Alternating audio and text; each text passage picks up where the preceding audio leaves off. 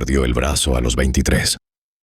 No en una gran batalla, en una escaramuza que la historia ni se molestaría en registrar, peleando por un señor que no sabía su nombre, en un pedazo de tierra que cambiaría de manos otra vez en menos de un mes.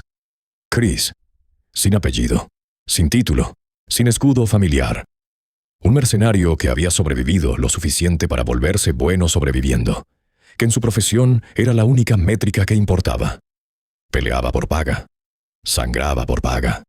Veía morir a los hombres a su lado por causas que se reducían a aritmética territorial. Este señor quiere ese campo, ese señor quiere este río, y a quienes hacen el morir nadie los consulta. Murió a los 29, traicionado, no de forma dramática. No hubo monólogo de villano, ni daga por la espalda de un amigo de confianza. Simplemente lo desecharon. Un mercenario manco cuya utilidad ya había sido extraída y cuya existencia continuada era un gasto innecesario. Las personas a las que había servido decidieron que valía más muerto que vivo. Y tenían razón, porque un mercenario muerto no requiere paga. Se desangró en un callejón, solo.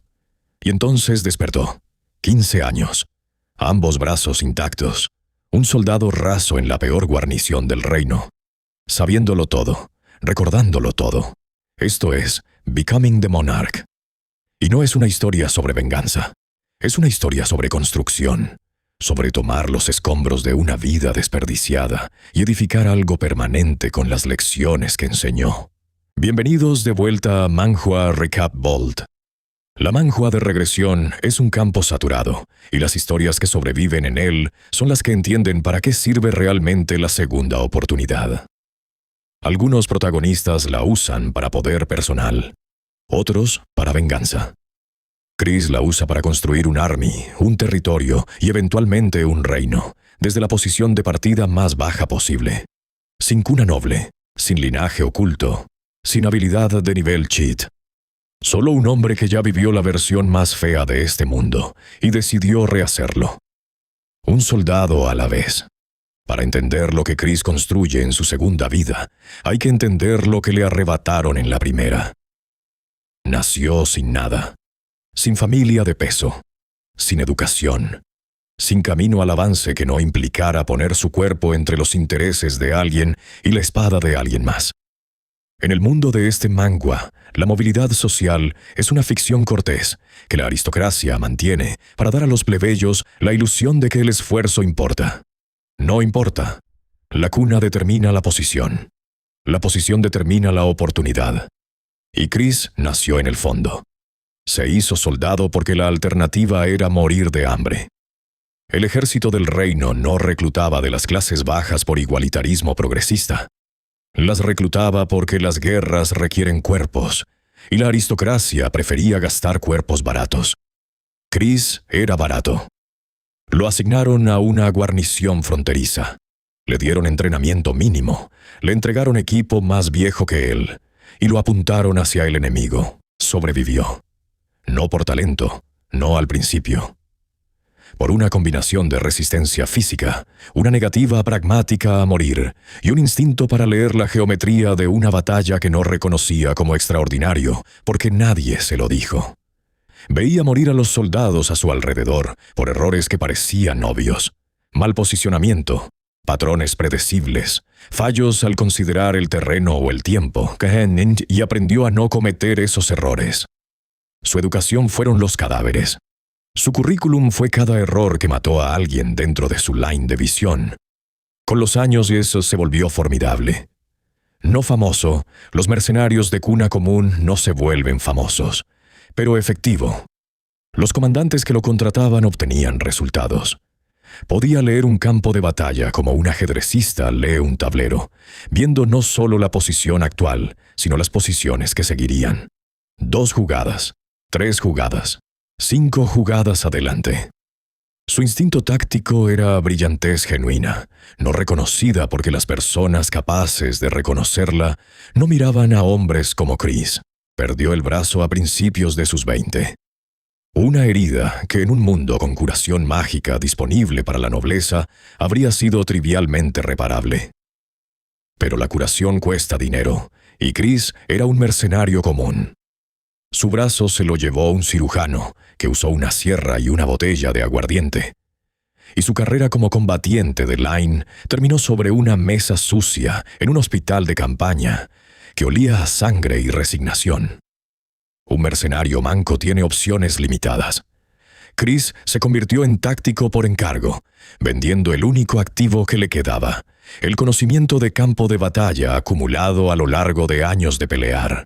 Y era bueno, lo suficiente para que los señores que lo contrataban ganaran más veces de las que perdían, lo suficiente para que su reputación, aunque nunca alcanzó los círculos aristocráticos que importaban, fuera sólida entre la clase militar profesional, lo suficiente para ser peligroso. Porque un plebeyo que puede influir en el resultado de las batallas es un plebeyo con palanca, y la palanca en manos de las clases bajas pone nerviosas a las clases altas. La traición no fue personal. Chris lo entendió incluso mientras moría. El señor que lo mandó matar no le tenía ninguna malicia particular. Fue un cálculo, la eliminación eficiente de una complicación potencial. Chris sabía demasiado sobre las operaciones militares del señor. Tenía demasiada influencia sobre los soldados del señor. Y era demasiado común para ser controlado por los mecanismos normales de lealtad aristocrática. Matarlo era más barato que manejarlo. Chris se desangró entendiendo perfectamente por qué moría, y sabiendo que en la aritmética de este mundo, la decisión de matarlo era racional. Ese entendimiento es lo que hace diferente su segunda vida. No regresa ardiendo de rabia. Regresa frío, informado, consciente de exactamente cómo funciona el sistema, quién se beneficia de él y qué haría falta para desmantelarlo. Abre los ojos a los 15. Ambos brazos. Salud plena. El cuerpo de un muchacho que aún no ha sido quebrado por el mundo que intentará quebrarlo. Chris no pierde tiempo en desorientación. El manhua le concede un panel de confusión, un único momento de ojos abiertos donde lo imposible se registra, y luego su expresión se asienta en algo que cualquiera que haya servido en un ejército reconocería. Evaluación. Un comandante llegando a una nueva posición y catalogando activos, amenazas, terreno y objetivos antes de dar la primera orden. Está en una guarnición. La peor guarnición del reino. Un destino tan abandonado que sirve como vertedero para los soldados que el ejército no quiere, pero no puede dar de baja legalmente. El equipo es obsoleto. El entrenamiento es inexistente.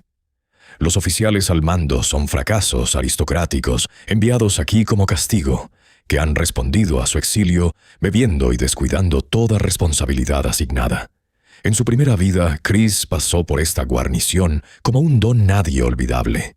Era un punto de paso, un lugar que soportó antes de pasar a asignaciones marginalmente menos terribles.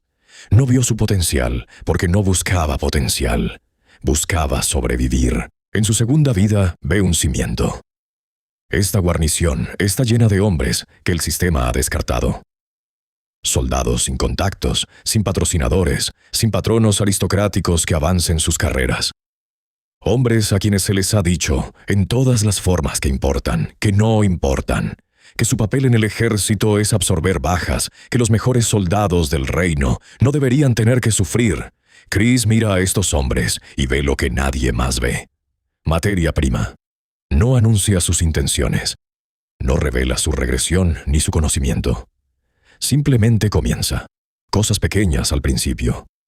Corrigiendo el agarre de un soldado sobre su arma, señalando un fallo en las formaciones defensivas de la guarnición, sugiriendo una ruta de patrulla que considere características del terreno que los oficiales nunca se molestaron en aprender. Cada intervención es menor. Cada intervención está calibrada para ser lo bastante pequeña como para no atraer la atención de los oficiales, que están demasiado ebrios y demasiado desinteresados para notarlo de todos modos. Pero los soldados sí lo notan. Lo notan porque Chris los trata como si tuvieran valor. Enseña con paciencia y precisión, corrige sus errores sin humillarlos, explica las razones detrás de cada técnica, en lugar de simplemente machacarlos con repetición. Está haciendo algo que nadie ha hecho nunca por estos hombres: invertir en ellos. La transformación es gradual. A lo largo de semanas, luego meses, los peores soldados de la guarnición comienzan a volverse competentes. No a través de algún mejoramiento mágico o técnica secreta, a través de entrenamiento disciplinado, instrucción reflexiva y el descubrimiento de que los hombres a quienes se les ha dicho que no valen nada, pelearán con una determinación extraordinaria una vez que crean lo contrario. Chris aún no está construyendo un Army. Está construyendo la semilla de un Army. El cuadro. El grupo central de soldados que entienden sus métodos, que han interiorizado sus principios tácticos, que se volverán los oficiales y sargentos de la fuerza que pretende crear. Cada gran ejército en la historia se construyó a partir de un núcleo de profesionales competentes y leales que podían entrenar a la siguiente oleada, que podían mantener los estándares y la disciplina mientras la fuerza se expandía. Chris lo sabe, porque vio colapsar a ejércitos que carecían de ese núcleo. En su primera vida, vio a señores levantar fuerzas de miles que se hicieron pedazos en el primer enfrentamiento serio, porque estaban construidas sobre números en lugar de competencia. Vio a compañías mercenarias de reputación legendaria desmoronarse cuando sus fundadores morían, porque el conocimiento del fundador moría con él. Entiende, con la claridad que solo el fracaso puede dar, que una fuerza militar duradera no es una colección de guerreros. Es un sistema, una máquina que produce guerreros. Y la máquina importa más que cualquier componente individual. El placer central del Manhua es ver a Chris operar en un nivel que nadie a su alrededor puede percibir. Su regresión le ha dado conocimiento del futuro. ¿Qué señores ascenderán? ¿Cuáles caerán? ¿Qué conflictos estallarán? ¿Qué alianzas se fracturarán? Pero a diferencia de muchos protagonistas de regresión, Chris no usa este conocimiento para beneficio personal. No busca tesoros ocultos ni armas legendarias. No se posiciona para recibir crédito por predecir eventos que ya sabe que ocurrirán. Lo usa para posicionamiento. Posicionamiento militar. Posicionamiento político. La construcción lenta y paciente de ventaja que precede a cualquier enfrentamiento decisivo. Sus primeros movimientos son económicos. Un Army requiere recursos, comida, equipo, materiales, monedas. La guarnición no tiene ninguno de estos en cantidades útiles, y el rango de Chris como soldado raso no le da autoridad para requisarlos. Así que crea canales alternativos. Identifica rutas comerciales que se utilizan ineficientemente, mercaderes que se beneficiarían de la protección que la guarnición podría brindar. Terratenientes locales cuya propiedad está amenazada por bandidos, que el ejército regular no se molesta en suprimir. Hace tratos. No como soldado. Los soldados no hacen tratos, como solucionador de problemas. Ofrece soluciones a problemas que las personas con recursos no pueden resolver por sí solas, y a cambio recibe lo que su fuerza creciente necesita. Las armas se reparan, luego se reemplazan. El equipo se parcha, luego se mejora. Los suministros de comida se estabilizan, luego mejoran. Cada mejora es marginal, cada mejora se compone. La aristocracia no lo nota. Esto es por diseño. Chris entiende la estructura de poder del reino con una intimidad que roza lo clínico. Sabe qué nobles son ambiciosos y cuáles están contentos. Sabe qué alianzas son genuinas y cuáles se sostienen por chantaje mutuo. Sabe dónde están las líneas de fractura, las rivalidades, las deudas, los viejos agravios que hierven bajo la superficie de la cortesía aristocrática. Y sabe por su primera vida cuáles de estas líneas de fractura se abrirán en conflicto. Se posiciona junto con su fuerza creciente para ser útil cuando llegue ese conflicto. No amenazante, útil. Hay una distinción crítica. Un soldado común que construye un army personal es un rebelde. Un soldado común que construye una fuerza que resulta estar disponible cuando un noble necesita apoyo militar es un activo. Chris camina esta line con una precisión que sería notable en un político experimentado. Mucho más en un soldado raso de 15 años. Sus relaciones con los hombres bajo su mando se profundizan a medida que sus ambiciones estratégicas se expanden. Estos no son seguidores en el sentido de líder carismático. Son soldados que han sido entrenados para pensar. Chris no quiere lealtad ciega. Quiere profesionales competentes que entiendan los principios detrás de sus órdenes y puedan adaptarse cuando las circunstancias se desvíen del plan. Les enseña a leer el terreno, a evaluar la composición de la fuerza enemiga, a reconocer el momento en una batalla en el que la geometría cambia de defensiva a ofensiva. Está construyendo en miniatura el cuerpo de oficiales que el ejército del reino debería tener pero no tiene, porque el ejército del reino reserva sus puestos de oficial para aristócratas, sin importar la competencia. Los soldados de Chris son de cuna común, y están mejor entrenados, mejor liderados y mejor motivados que las fuerzas comandadas por nobles a las que eventualmente se enfrentarán. La ironía es deliberada y el manhua deja que hable por sí misma. El sistema que produjo a Chris, que lo molió, le quitó el brazo y lo mató, es el mismo sistema que produjo el incompetente liderazgo militar al que se prepara para reemplazar. La primera vida demostró que el sistema estaba roto. La segunda vida es la reparación. El conflicto, cuando llega exactamente como Chris sabía que llegaría. Una disputa fronteriza a escala. Dos casas nobles, cuyas ambiciones territoriales han ido creciendo durante años, se comprometen a una guerra abierta. La autoridad central del reino, debilitada por política interna, y la misma disfunción aristocrática que impregna toda institución, responde lenta e inadecuadamente. Se despachan refuerzos, pero provienen del mismo pool de fuerzas de guarnición, mal entrenadas y mal lideradas, al que Chris alguna vez perteneció. La guarnición de Chris es convocada. No porque alguien espere que su unidad sea efectiva, esperan lo contrario. Las guarniciones fronterizas se envían a los conflictos de frontera como fuerzas de pantalla prescindibles. Su propósito es absorber el asalto enemigo inicial, comprando tiempo para que las fuerzas nobles mejor equipadas se desplieguen. Es, en términos militares, una sentencia de muerte entregada por canales burocráticos. Los oficiales que reciben las órdenes de despliegue están aterrados. Han pasado años descuidando su mando, y la perspectiva de combate real expone cada deficiencia que su negligencia ha creado. No están preparados. Sus hombres no están preparados.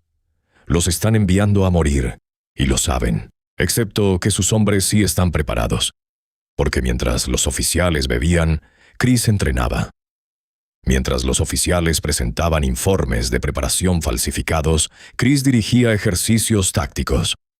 Mientras los oficiales mantenían la cómoda ficción de que su guarnición nunca vería combate real, Chris se aseguraba de que cuando llegara el combate, sus soldados estarían listos. El primer enfrentamiento es el momento en que el manhua pasa de planteamiento a ejecución, y está magistralmente manejado. La unidad de Chris se desempeña de una manera que desafía toda expectativa. No mediante heroísmos. Chris desprecia los heroísmos, porque los heroísmos son lo que ocurre cuando la planificación falla. Su unidad se desempeña mediante disciplina, coordinación y flexibilidad táctica. Mantienen posiciones que se esperaba que abandonaran. Ejecutan maniobras de flanqueo que el enemigo no anticipa, porque nadie anticipa maniobras competentes de una guarnición fronteriza. Explotan características del terreno que Chris mapeó semanas antes del enfrentamiento, convirtiendo desventajas defensivas en ventajas ofensivas.